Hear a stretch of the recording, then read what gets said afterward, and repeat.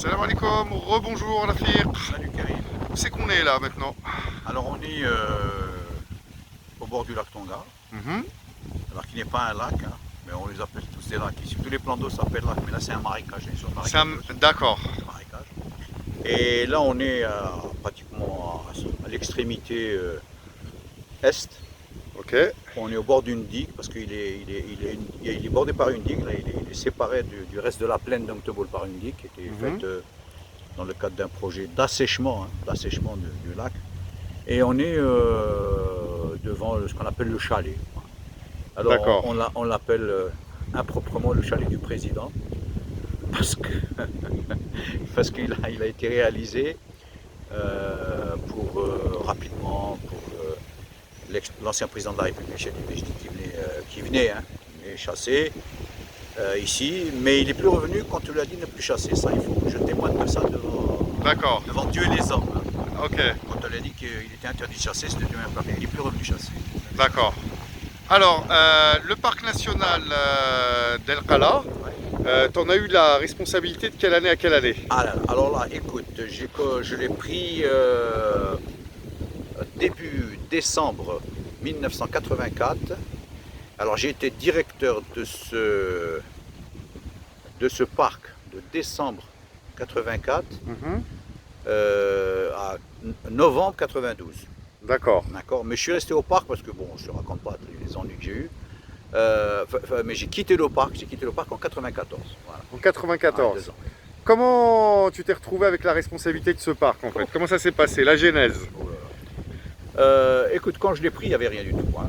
Absolument rien. Il y avait simplement une étude qui était l'étude d'aménagement du parc national. Il n'y avait rien du tout.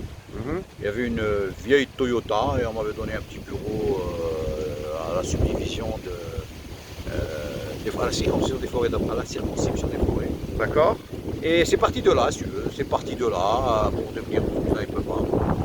Personne n'en entendait parler. D'ailleurs, je vais te raconter un truc. Quand je disais directeur du parc, il me dit, je disais par exemple, voilà, je suis directeur du parc. Il me dit, quel parc? Je dis, parc d'Alcala. Ah, c'est le parc, c'est monsieur le chef de parc automobile? Ça, c'est pour, je t'assure, on confondait le parc national avec le parc auto de la Wilaya. Bref. Il a eu ce statut en quelle année en fait? Écoute, les parcs nationaux algériens ont été créés en 83. Hein, il y a un statut 83. Et c'est la première fournée des parcs. Hein, les premiers parcs. Alors qu'il y a, donc il y a eu. Je ne peux pas te citer tous, hein, mais il y avait Qala, Djurdjura, Sheria, Batna. Il y avait aussi. Comment il s'appelle celui qui est à Tenet El Had. Voilà, c'est les 6 ou 7 premiers. Ok.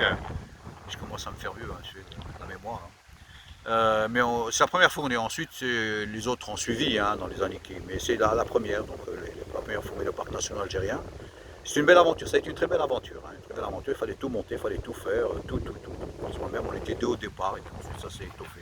Ça a suivi une volonté politique nationale ou c'était on va dire dans la logique peut-être d'une politique internationale de parcs nationaux? Comment ça s'est, qu'est-ce Alors qui voilà. fait que, Voilà. que ça s'est enclenché en fait? Ce que je sais, c'est que bien avant l'indépendance, il y avait un certain nombre de régions, de sites algériens qui avaient été comme ça désignés comme parcs nationaux.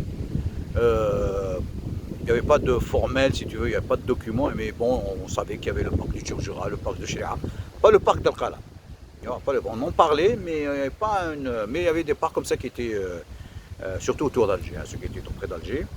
Et puis ensuite, moi ce que je sais, c'est qu'il y a eu dans les années 60-70, il y a eu un projet qu'a fait quelqu'un qui était enseignant à l'Institut national agronomique, qui a fait un projet, qui a travaillé sur ce projet ici, et qui a demandé, hein, qui a dans la nécessité vraiment de créer, comme il est venu, il a vu les écosystèmes, c'est assez particulier le cas, hein, donc il faut D'accord, le reconnaître, il faut le dire, mais pour ceux à qui ça ne fait pas plaisir, c'est le parc national le plus riche d'Algérie, hein, c'est en vrai. matière de biodiversité. Pourquoi riche? Parce qu'il y a plusieurs écosystèmes qui sont la mer, la forêt, les lacs, les collines, tout ça, ça c'est exceptionnel. C'est Donc exceptionnel. Ouais. un ensemble de milieux naturels qui sont plus ou moins rassemblés sur une superficie qui est relativement Dans un périmètre hein. assez. Alors, donc, bon, la richesse du parc était connue depuis longtemps, hein, parce que même les premiers explorateurs qui sont venus, ont découvert des choses assez extraordinaires, importantes, intéressantes. Et donc, à la fin des années 60, il y a quelqu'un qui a proposé la création d'un parc ici, dans les années 70, je crois. Et cette idée a été reprise un peu à droite, à gauche. Et en même temps, je me souviens que quand on a, je suppose encore une fois que c'est encore sous la pression internationale, quand on a fait la première loi de l'environnement, celle de 83, D'accord. la première loi de l'environnement donc prévoyait la création d'aires protégées, de parcs nationaux. Et c'est dans ce cadre-là, si tu veux, dans ce cadre-là qu'on a commencé à ouvrir des dossiers, faire des dossiers, et qu'on a créé les premiers parcs. Hein. Voilà. Alors ça a été très difficile, bon, pour les créer non, mais pour les faire, surtout celui de Calamé. C'est un parc qui était déjà habité. D'accord. Déjà à la création du parc, il y avait un problème, celui qui était occupé, à l'intérieur duquel il y avait des zones urbaines, des villes. Je sais qu'à Chélérail, il y a eu le même problème. Donc il y avait beaucoup d'activités, la pêche, l'agriculture, il y avait beaucoup de pression anthropique. Oui, alors c'est bon, c'était déjà très difficile, mais bon, le jeu a envoyé la chandelle, on dit. Hein. Et donc ça a été, donc je me suis donné à ça. Hein. Tu as été le premier directeur? Alors non, alors réellement je ne suis pas le premier. D'accord. Il y a eu quelqu'un avant moi qui est décédé, qui était un ami à moi, voilà, quelqu'un qui c'est chez l'ami Cousine, qui lui a pris le parc en 4 mois, 3 ou 4 mois. Donc il a été désigné en premier en juillet 84 et il est parti en novembre 84. Pourquoi il est parti aussi vite? C'est des problèmes un peu personnels, c'est pas lié au parc. Hein. D'accord, c'est pas lié au parc. C'est des personnels, il avait autre chose à faire, il voulait finir son magistère, il voulait faire continuer les études, tout ça. Et il est parti donc, il a rejoint l'administration des forêts. Et moi j'ai pris la suite, hein. J'ai pris la suite donc fin 84 jusqu'en 92 en tant que directeur. Ensuite j'ai resté un peu en tant qu'ingénieur. Pendant 2 ans, je végétais hein, parce que j'ai été mis sur la touche par des personnes qui avaient sensiblement mieux compris que quiconque ce que c'était qu'un parc national. D'accord. Je suppose. En tout cas que tu avais dérangé. Oui, sûrement, certainement. Certainement. Et donc voilà. Et donc pendant toutes ces années, j'ai fait ce que j'ai pu faire. Qu'est-ce que tu as rencontré au début? Donc quand tu es arrivé, tu m'as dit avec un petit peu, il y avait déjà, on va dire, un habitat, des interactions, donc il y avait une écologie locale. Là je fais un jeu. Il y avait des activités. Il y avait des activités. Des activités sur lesquelles on devait, qui devaient ne pas exister ou lesquelles qui n'étaient pas, si tu pouvais pas, avec ce qu'on avait comme document. Ce qu'on avait comme document, ce qu'on avait comme feuille de route, si tu veux, à travers les documents, le schéma d'aménagement. Et la réalité, il y avait un fossé. Hein, il y avait un fossé déjà dès le début. Je te parle d'un cas qui est classique, c'est par exemple le fait d'avoir, tu sais, le fait d'avoir classé les lacs en zone intégrale. C'est-à-dire zone intégrale, personne ne rentre, personne, tu n'as pas le droit de mettre les pieds. Uniquement la recherche scientifique et encore, il faut demander l'autorisation. Alors par exemple, tu viens, alors moi je venais des lacs, je t'ai expliqué, je travaille sur le lac. Et on vient me dit non, attention, parc national, c'est une zone intégrale, là, mais là, rien du tout, pas d'activité. Oh, doucement les gars. Bon, je veux bien, mais là, l'activité, hein, elle est centenaire. Donc, je ne sais pas si tu vois, donc il y avait déjà un problème. Donc il a fallu trouver des astuces. Et ces astuces... Voilà, justement, c'était quoi ces astuces? Alors ces astuces, c'était... bon, l'astuce pour là, ça a été de faire un arrêté qui plus ou moins nuançait un peu la loi, c'est-à-dire qu'elle nuançait un peu la loi, disait que bon, sur une zone telle qu'elle a été définie, on ne peut pas faire ce genre de choses. On ne peut pas par exemple faire de telle activité, on pourra la faire avec l'autorisation expresse du ministre. On a commencé à déroger. Ok. Bon, quand c'est une dérogation du ministre, d'accord. Mais quand ça devient une dérogation du Weli, et il y en avait, hein, bon, donc c'est fini, quoi, c'est foutu, le Weli, il autorise n'importe quoi, n'importe comment. Hein, d'accord. Il répond à des besoins peut-être de la population, ça, c'est sujet à caution, mais ça, il répond aussi à d'autres besoins. D'accord.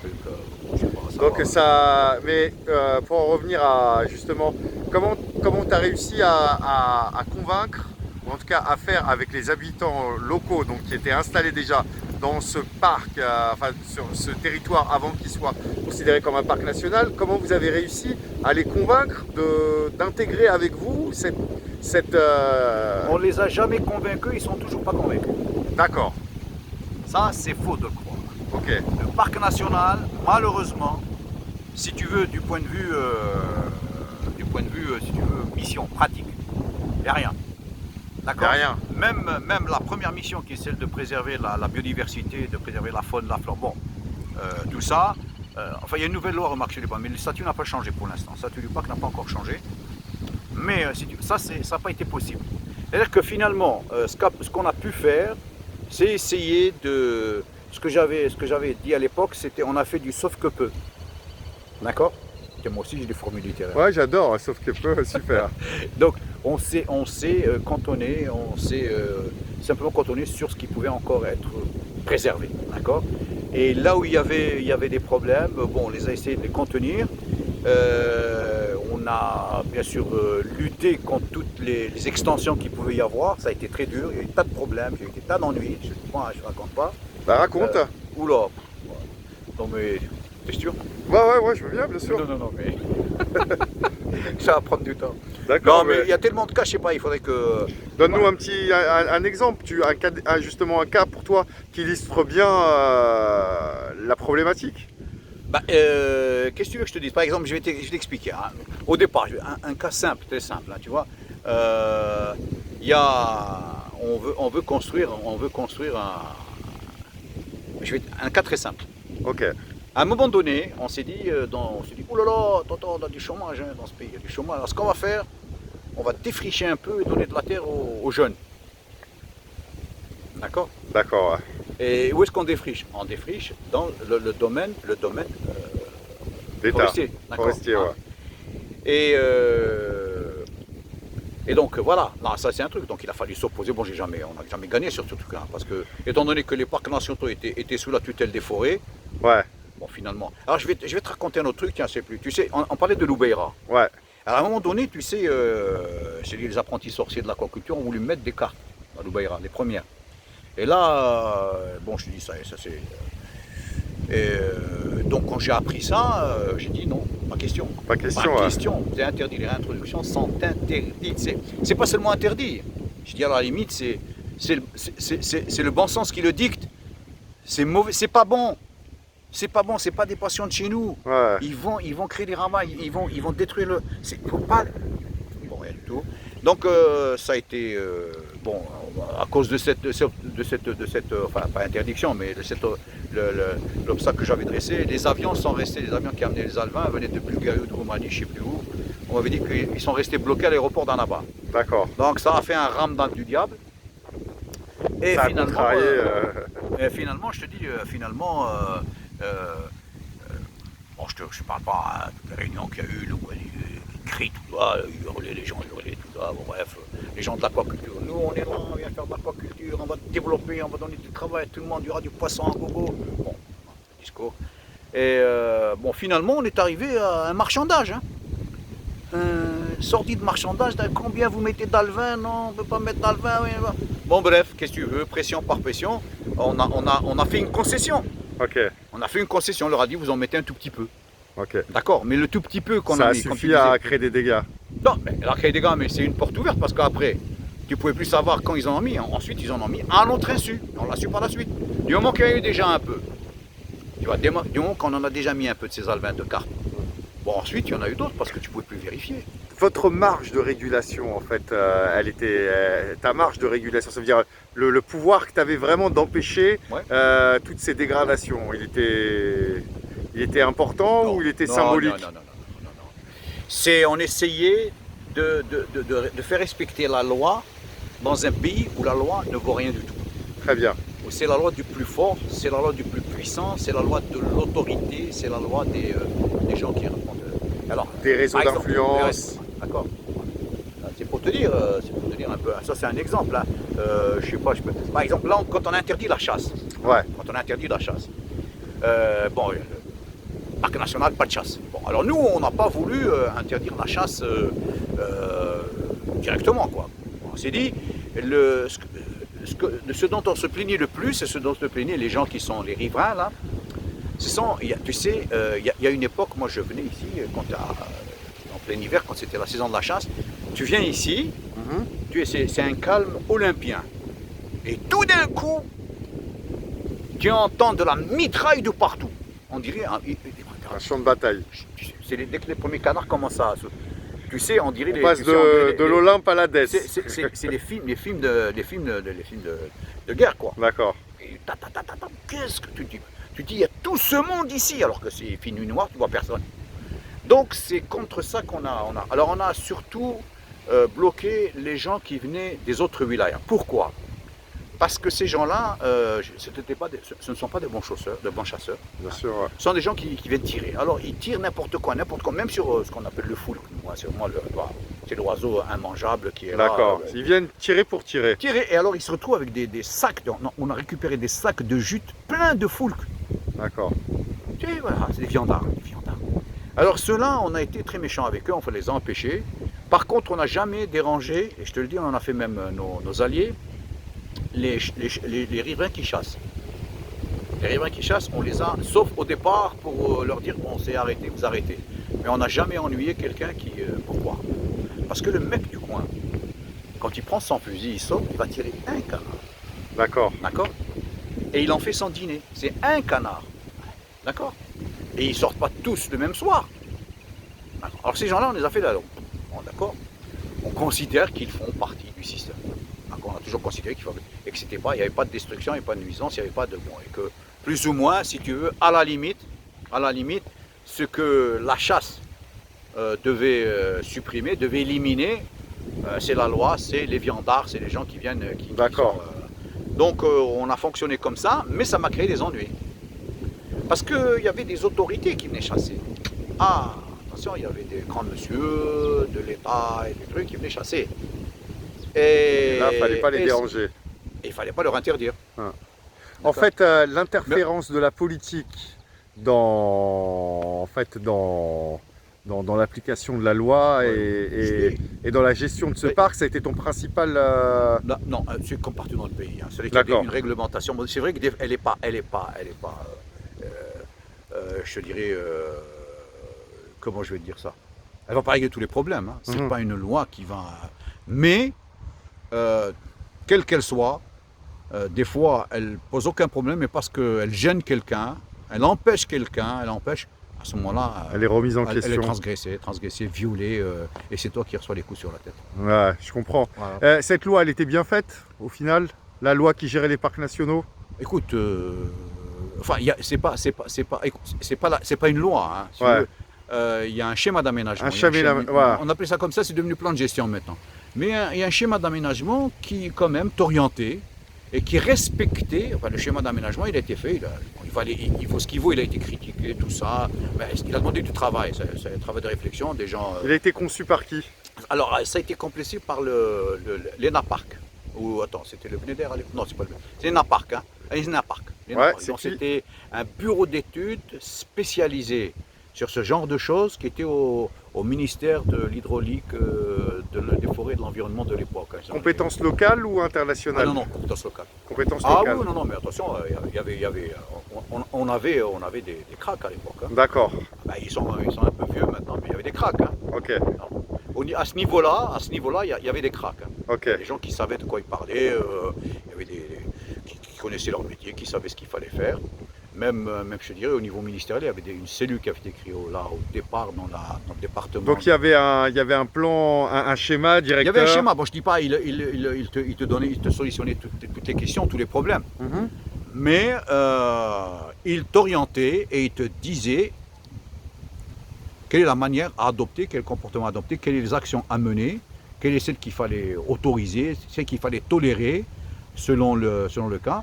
Et c'était un document qui était quand même... C'était un modèle endémique ou à la base c'est, on va dire, cette idée de schéma directeur? Est-ce que c'est déjà quelque chose qui était pratiqué ailleurs? Non, c'est un outil. Hein. C'était un outil qui était pratiquement partout ailleurs. Voilà, c'est un schéma d'aménagement, d'accord. Voilà. Un peu ils avaient comme c'était des gens qui travaillaient beaucoup sur les milieux naturels, les milieux forestiers, donc ils ont plus ou moins, si tu veux...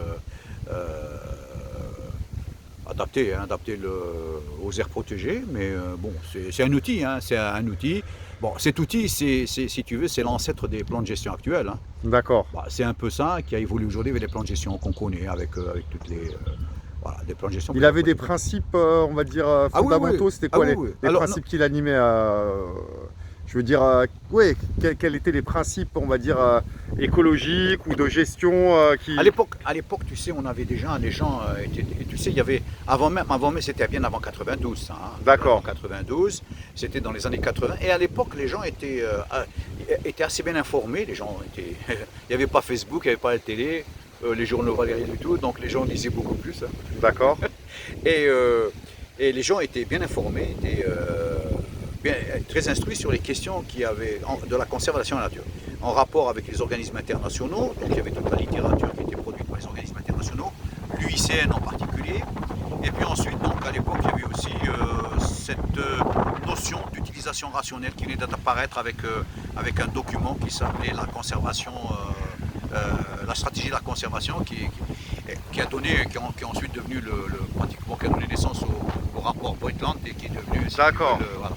Mais l'utilisation rationnelle, dès qu'on l'a comprise, on l'avait comprise déjà à ce moment-là, comme elle existait déjà dans la convention Ramsar. Hein, D'accord. donc on commençait à comprendre, on avait mis en place les principes de l'utilisation rationnelle, de l'utilisation des ressources, de l'utilisation à des fins économiques, mais à des fins de protection de conservation pour la biodiversité, mais aussi à des fins touristiques. Donc il y avait des bases qui avaient été jetées. Je ne dis pas que c'est parfait, hein, mais c'était pas... C'est l'ancêtre un peu de la gestion intégrée ou il y a quand même une différence entre cette... J'arrive pas à voir la différence. Alors, non, c'est pas une gestion intégrée. Oui, je disais, est-ce que c'est les prémices de cette gestion intégrée? C'est en gros, voilà, je vais t'expliquer. Tu as un territoire. D'accord. Tu as un territoire sur lequel qui recèle un certain nombre de richesses, hein, de richesses naturelles, d'accord. Okay. Ces richesses naturelles, elles peuvent être destinées à... D'accord. Soit à l'esthétique déjà, l'esthétique. D'accord. Hein, si je te disais, hein, la nature on l'aime parce qu'elle est belle, d'abord. Ça, c'est la préservation, l'idée de préservation. Ça, déjà, il y a l'aspect esthétique. Dans la première des choses, le premier rapport que tu as, c'est l'esthétique, la nature est belle, on ne peut pas s'en passer. Et ensuite, il y a toute la richesse qu'il y a à travers la biodiversité et à travers l'utilisation de la biodiversité, c'est-à-dire tout l'ensemble des espèces animales, végétales, que ça aille de l'écosystème jusqu'à la génétique. Il y a tout cet ensemble qui est une source incommensurable de connaissances. Hein. De connaissances. Okay. Hein, pour le futur, pour l'alimentation, pour la santé, pour ça, c'est la conservation. Voilà, l'homme va trouver ses... son intérêt son intérêt dans les... Alors il y a déjà ça, la biodiversité, avec tout ce qu'elle recèle comme information pour le... Ensuite tu as tout ce qui est d'économique, hein, tout ce que les profits, enfin les profits non, les bénéfices. Non, alors d'abord tu as les bénéfices. Hein. Tu as les bénéfices que tu peux tirer des écosystèmes en bonne santé, les bénéfices gratuits. Le fait que ça fournit de l'oxygène, par exemple, là je dis que ça épure les eaux, hein, une zone comme ça, ça épure les eaux, ça phagocyte si tu veux, même s'il y a un peu d'eau usée qui arrive, ça phagocyte tout ça, donc ça épure tout ça. La stabilisation des sols, enfin l'ensemble des bénéfices que peut tirer l'homme des milieux naturels. Ça produit énormément de choses. Ensuite, tu as le produit économique, c'est-à-dire que tu peux tirer profit, si tu sais l'utiliser, de ces ressources, que ce soit le bois, les ressources végétales, les ressources animales.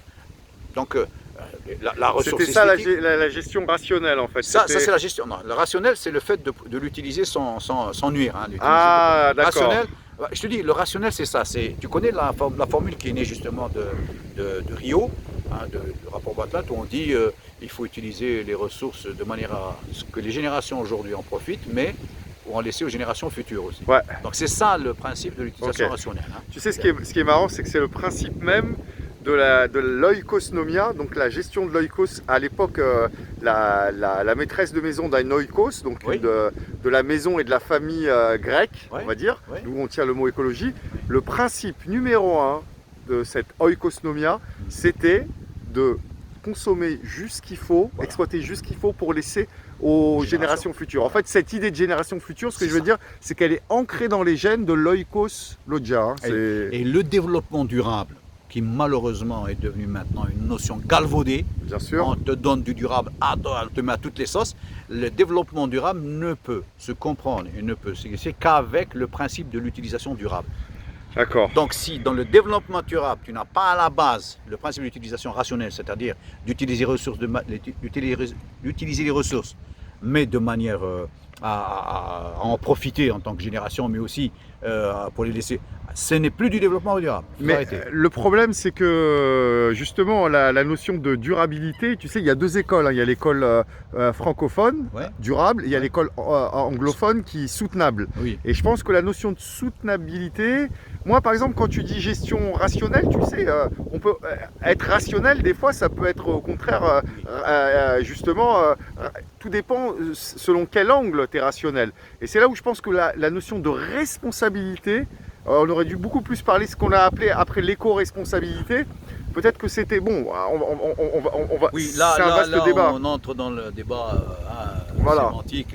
Est-ce que c'est Ouais, mais c'est l'approche le premier des environnements, c'est le langage quand même. Et je Oui. pense que des fois, parce que durable, tu sais, il y a des gens qui ont pensé, j'en ai discuté avec Ouais. d'autres chercheurs et tout, Ouais. ici en Algérie, il y a des gens qui ont interprété le mot durable, ça dure, dans la dureté. Oui, c'est ça c'est ce que dure, je dis. donc C'est pour non, ça que je te mais dis, voilà, il faut faire cette précision. Hein. voilà, il faut que Parce ça que dure et que ça soit durabilité, soutenable, voilà. ça veut dire utilisation rationnelle. Hmm. Ça, c'est parce que Mais cette rationalité, ce que je veux dire, c'est qu'elle doit surtout être synonyme de responsabilité. C'est-à-dire que, parce que on peut être rationnel, je peux très bien me dire, j'ai tant d'arbres, ça va me produire tant de bois, et je peux être, si je suis dans la raison de la rentabilité, je peux être rationnel, mais si j'ai pas la responsabilité écologique comme credo numéro un, ça peut porter à Ouais. confusion. Mais bon, à la rigueur, on va pas trop s'étendre Ouais. là-dessus. Est-ce qu'on vous a donné les moyens de votre politique? non, Voilà, parce jamais que eu je les moyens, pense. et ils ne les ont toujours pas. Voilà. D'accord. 30 ans après, ils les ont toujours pas les parcs Qu'est-ce qu'il faut? Alors toi qui a vécu cette expérience, qu'est-ce qu'il faut à un directeur de parc national pour qu'il puisse faire son métier? Hormis une loi, je veux dire un appareil juridique efficient, c'est-à-dire qui fonctionne, pas juste qui produit des lois mais qui les applique, au niveau, on va dire, matériel. Qu'est-ce qui vous a fait vraiment défaut? Les moyens. Ah là là, c'est dur. C'est dur, c'est une question très dure parce que je vais te dire, les moyens sont innombrables. D'accord. Il faut d'abord qu'il y ait une volonté. Ouais. Une volonté C'est vrai, la volonté, forte. c'est un moyen, ça va. Alors ensuite, il faudrait que dans les parcs nationaux, non seulement le directeur, mais l'encadrement, et jusqu'au dernier, ait une compréhension. D'abord, ils acquièrent la culture. La J'allais te le dire. culture de l'écologie. D'accord? La culture du fonctionnement des écosystèmes. La culture de la conservation. Il faut qu'il ait en tête que ça soit le substratum commun pour eux. D'accord? Je comprends. Et à partir de ça, ils acquièrent la technicité. Il faut qu'ils soient de bons Mais techniciens. ça démarre par la culture. Ça dépend pas une culture, il faut une bonne instruction, savoir ce qui se passe dans le monde, comment régler les problèmes dans le monde. Il y a un historique de la conservation de la nature qu'il faut bien connaître. Et ça vient par les lectures, ça vient par les discussions, ça vient par les débats, mais ça vient surtout par la connaissance, hein, il faut savoir. Et il ne suffit pas d'avoir un diplôme, de sortir d'une école, et puis ensuite, non. Et ensuite, surtout, si on sort des écoles de forestiers. Parce Ouais. que les parcs nationaux chez nous sont surtout dirigés par des gens qui forêt, des gens qui ont une formation de forestier, de sylviculteurs, de gens qui protègent la forêt. Et encore, la formation, elle laisse à désirer maintenant. C'est plus la formation qu'il y avait avant. Hein. Toutes les formations, d'ailleurs, ils ne font pas exception. Hein. Je confirme, moi. C'est ce qui sort de l'université, tout ça, Ah. il faut revoir tout ça. Mais bon, alors d'abord, donc il faut qu'il soit technicien sur que le gars qui est chargé de la protection ou d'application des lois connaisse bien les lois, qu'il les connaisse, qu'il ait les moyens de les appliquer, qu'il soit, s'il se promène dans la... écoute, moi je vais pas faire de comparaison avec ce qui existe dans le monde, Mais tu peux. mais je sais pas, moi je verrais bien... il y a eu des expériences, des éco-gardes, je sais pas pourquoi ça n'a pas duré. Mais il y a un garde, il a une fonction, il faut qu'il apprenne à faire son métier. Il Le faut qu'il ait un garde du parc statut national, ce n'est pas un respecte. garde forestier, Ouais. c'est un garde parc national. Ouais. Quelqu'un qui fait de la sensibilisation et de l'information sur les parcs nationaux, il doit absolument connaître ce métier, savoir communiquer, savoir... Parce que là, on fait un peu n'importe comment. Et là, s'il n'y avait pas des organismes internationaux pour aider ce genre de choses, l'information n'irait pas du tout. Hein. Ça y est, je le dis. Hein. C'est très faible, c'est très faible, c'est très faible. Ah, bon, mais c'est pour te dire, c'est à titre d'exemple, les gens qui sont amenés à diriger des actions, à faire des opérations sur le terrain, ils les font, ils les montent. Donc tu dis la ressource humaine, la culture et la ressource humaine, c'est un moyen aussi qui vous a fait défaut, vraiment, et qui continue à faire défaut. Ah oui, oui, non, je pense qu'il y a une autre culture que tu vas sûrement aborder, mais je vais te devancer. Il y a aussi la culture locale, la culture de connaître la culture des lieux, oui, la culture du terrain. Ah oui, je veux oui, dire... non, mais ça, bien sûr. Ça, c'est nécessaire. C'est peut-être même le premier substrat. C'est la première des choses. Il faut que tu saches où tu mets les pieds. Que tu connaisses les cultures locales, il faut absolument que tu saches où tu mets les pieds, de quoi il s'agit, comment pensent les gens, comment réagissent les gens. La sociologie des lieux. Non, ça c'est. Je te dis, c'est dans le cadre de la formation. D'accord. Ouais. Tu es sur un territoire, il faut que tu sois absolument intégré à ce territoire, du point de vue humain déjà. D'accord? En tant qu'être humain, tu sois intégré aux populations qui sont autour, aux riverains, que tu connaisses très bien quelles sont les activités, comment ils gèrent leurs relations avec le milieu ou en dehors du milieu. Ça c'est. C'est bien parce que pour l'instant, tu n'as pas encore parlé de. Tu aurais pu parler de matériel, de trucs comme ça. Toi, tu dis d'abord, c'est l'humain. Oui. C'est la ressource humaine. La ressource culturelle, c'est elle d'abord qui doit être... Alors, ok, une fois qu'on a posé ça au niveau matériel, qu'est-ce qu'il aurait fallu? Qu'est-ce qu'il faut? Est-ce que déjà aujourd'hui, un parc national, c'est quoi en logistique en Algérie, comme celui-ci? Ils ont pratiquement rien. C'est quoi? C'est un local? Non, ils ont là, bon d'accord, là maintenant, je te dis pas, il y a des maisons du parc, des palaces. Je te citerai pas laquelle. D'accord. Il y a des palaces. Tu vois à quoi je pense? Ouais. Il y a de véritables palaces. Ouais. Il y en a d'autres, bon, il y a les parcs ont plus ou moins leurs maisons maintenant. C'est des maisons qui reposent. C'est l'administration avec les différents services qui font ce qu'ils veulent avec le matériel qu'ils ont à disposition. Les compétences, je te dis, qui peuvent payer parce que les gens des parcs sont très mal payés. Hein. Ouais. Très mal payés. Hein. D'accord? Très mal payés. Donc ça n'attire pas les compétences. Elle n'attire pas les gens de qualité, les gens qui ont des universitaires mais qui ont, qui ont d'expérience. Bon, tu peux pas avoir ce genre de bonheur avec les salaires qui sont donnés. Qui proposent, ouais. Voilà. Et ensuite, bon, ce que tu veux pour l'instant, à la limite, je te dis, c'est pas en dehors de quelques véhicules pour pouvoir circuler, je vois pas pour l'instant quels seraient les moyens qu'il faut. Les moyens, ce sont des moyens juridiques. Des drones, peut-être maintenant aujourd'hui, pour surveiller un peu plus, un laboratoire, des pépinières, des non, mais tout ça, non, vétérinaires, tout ça, non? Tu sais, la pépinière, c'est pas le rôle d'un drone. D'accord. Les drones? Les drones, oui, ça pourrait entrer maintenant dans un truc de surveillance. Hein. Pour mieux surveiller le territoire, voilà. On peut utiliser les drones. À l'époque, on avait demandé des ballons, et on passait pour des fous. Hein, ouais. Mais bon, effectivement. Un laboratoire d'analyse? Pour analyser quoi? Bah, je sais pas, l'eau pour analyser. Non, pas là, il faut confier ça à des labos. Pourquoi? Ok, d'accord. Pourquoi des dépenses, tu fais des prestations avec des labos sérieux. Tu veux que je te dise pourquoi je dis ça? Parce que c'est pour l'indépendance des résultats. Parce que des fois, tu sais, confier en Algérie, ou comme ailleurs, je pense, confier à des laboratoires, faut vraiment être sûr de l'indépendance de ces laboratoires. Bah, tu sais, le parc national, s'il a son propre labo, ça ne veut pas dire qu'il est indépendant par rapport à ça. C'est vrai, c'est vrai. Ok. À la limite, il faudrait voir, il faudrait chercher les meilleurs labos, ceux qui sont les plus indépendants. Voilà, il faut trouver la bonne adresse, c'est tout. Voilà, mais je pense pas que ce soit vraiment un problème de matériel. De matériel, c'est un problème de culture. De culture, de connaissance, de terrain. Il faut sortir, il faut aussi avoir. Et puis, il faut aussi avoir le moyen d'appliquer la loi quand il faut l'appliquer. Et sans exception. Et sans exception. Tu sais, j'ai rédigé un texte il y a de ça quelques années qui s'appelle la Déclaration des droits et devoirs de l'environnement. La déclaration algérienne des droits et devoirs de l'environnement. Et dans cette déclaration, un des articles que j'ai stipulé, c'est que aucun citoyen algérien, quel qu'il soit, ne doit être, on ne peut lui enlever ses droits à un environnement sain. De même, quel que soit le citoyen, il ne peut se dégager de ses devoirs vis-à-vis de l'environnement. Ça veut dire que tu sois wali, que tu sois ministre, que tu sois commissaire ou quoi que ce soit, quand tu commets une infraction justement qui est nuisible à l'environnement, eh ben, tu dois être sanctionné et tu dois assumer tes devoirs. Je pense que c'est important. Mais il y a une culture aussi auquel on n'a pas parlé, c'est la culture du public. Je veux dire du grand public, parce que si tu as tout ce dont tu as parlé, mais que derrière tu as des visiteurs, parce que un parc national, ça veut dire, c'est ça qui me fait un peu des fois peur avec ce statut, ça veut dire grande porte ouverte sur déferlement de plus de gens, déferlement de masse, installation de merguez frites, enfin j'exagère un petit peu, d'infrastructures qui n'ont rien à voir, qui sont vraiment plus commerciales que... Alors, il y a ça aussi, il faut avoir les moyens de pouvoir sensibiliser la population à ce qu'elle comprenne cette, je veux dire aux visiteurs. C'est quoi l'intérêt d'un parc national? Alors, le premier intérêt d'abord, c'est sa mission principale. Sa mission, ouais. C'est principale mission, c'est de conserver, c'est de protéger la biodiversité. Ça, c'est la première. C'est la première. D'accord. Ensuite, cette biodiversité, il faut l'exploiter.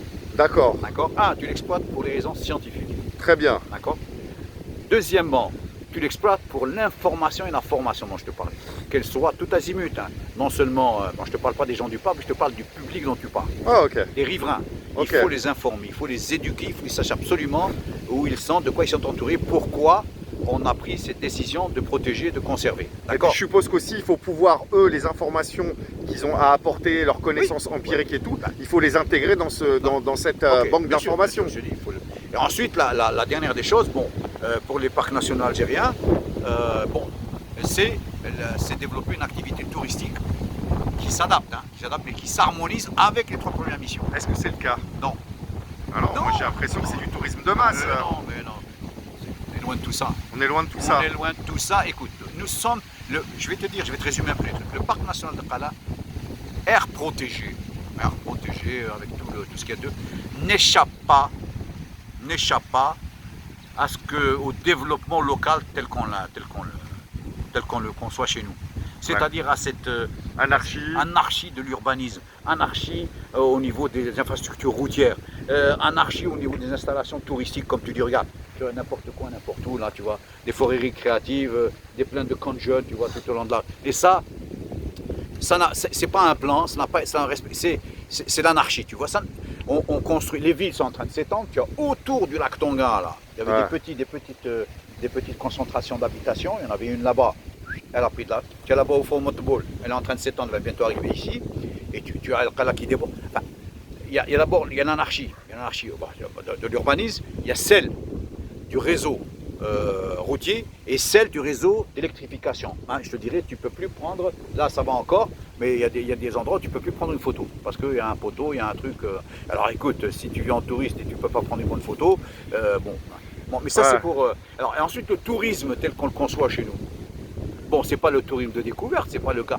Quoique, il y a une demande maintenant, de certaines catégories d'autres personnes qui demandent à venir voir le parc et à visiter les choses dont on parle, que ce soit les curiosités végétales, les curiosités animales, bon c'est plus difficile, mais bon, les paysages, les sites, bon, mais c'est encore très faible, mais c'est là. Mais le plus gros des touristes, ce sont des touristes qui viennent en balnéaire dans la région, qui viennent à Al-Qala, et puis qui s'installent un peu partout sur toutes les... Ils seraient au bord d'une plage ou ici, ça serait presque la même chose quoi, pour eux, c'est ça? Pas la différence. Pour lui, au contraire, ils ont été dans la plage du parc national, donc ça fait une belle carte de visite pour les vacances, une belle carte de postale pour les vacances. Donc voilà. Alors maintenant, je voudrais te parler d'un truc, si tu permets. Bien sûr, bien sûr. C'est l'autoroute dans le parc national. Ça c'est un sujet... On va même après y consacrer tout un entretien. Tu veux mais vas-y. Non, vas-y, introduis la chose alors. Écoute, il est arrivé beaucoup de choses au parc national. Énormément de choses. Bon, et d'abord, je te dis l'anarchie qui fait que ça part dans tous les sens, des routes. Mais comme je l'ai dit au ministre de l'époque qui s'est prêté avec son projet du siècle là, et son autoroute, j'ai dit tout ce que.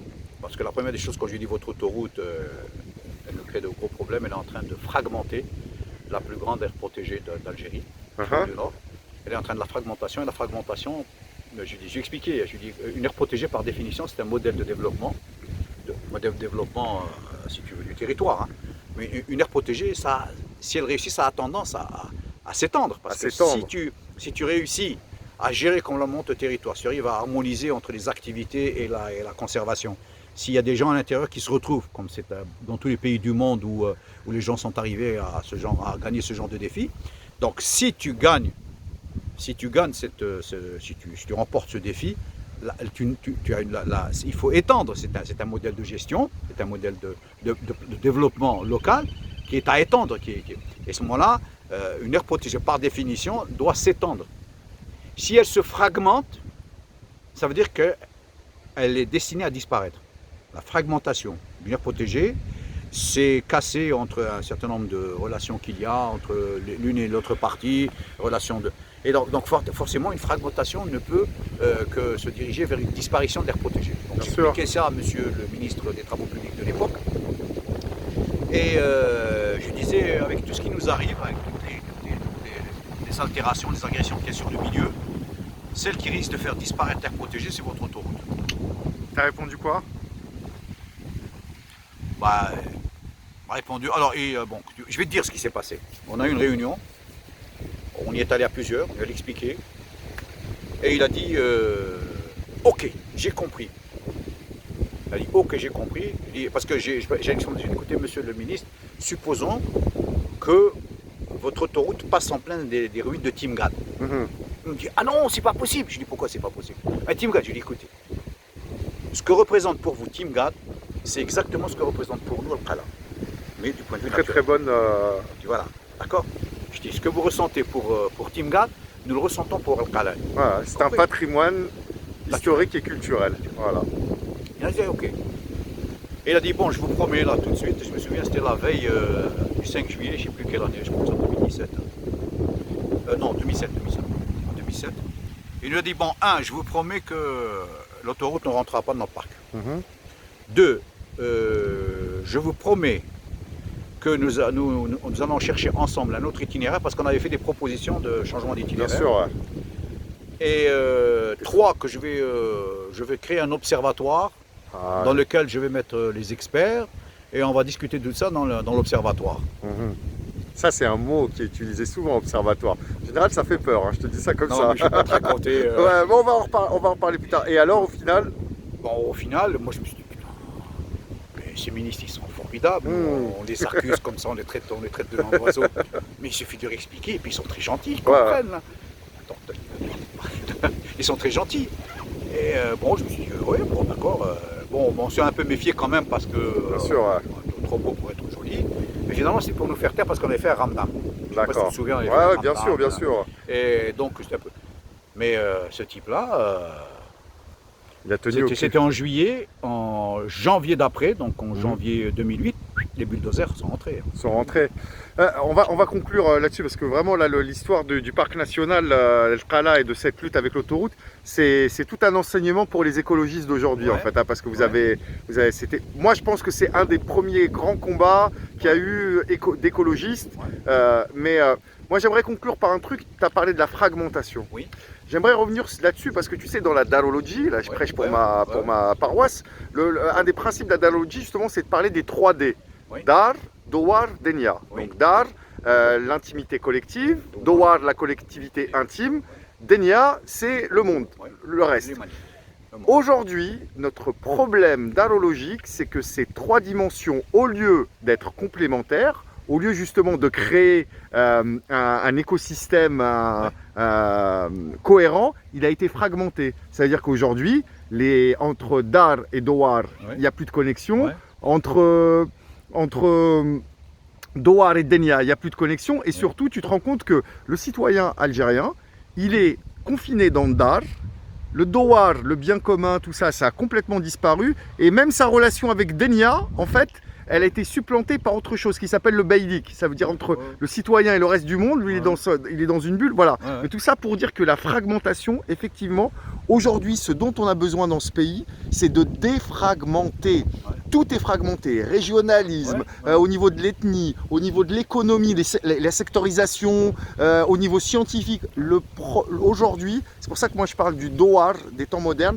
Aujourd'hui, là où on peut créer des Dowar, c'est-à-dire là où on peut créer des écosystèmes d'intérêt autour d'un intérêt commun, il faut le faire. Voilà. Et on va conclure là-dessus et puis après on va s'intéresser au sujet du parc national et de la lutte que vous avez fait contre l'autoroute. Okay. Merci beaucoup.